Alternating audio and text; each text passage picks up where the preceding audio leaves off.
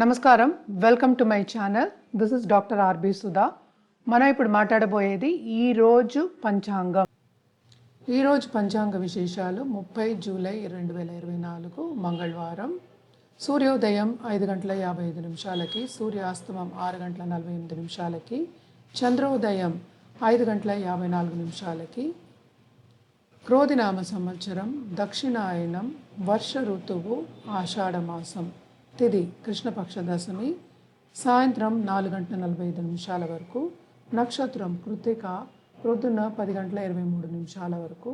యోగ వృద్ధి, మధ్యాహ్నం 3:55 వరకు. కరణ విష్టి, తదుపరి భద్ర, సాయంత్రం 4:45 వరకు. రావుకాలం మధ్యాహ్నం 3:35 నుంచి 5:12 వరకు.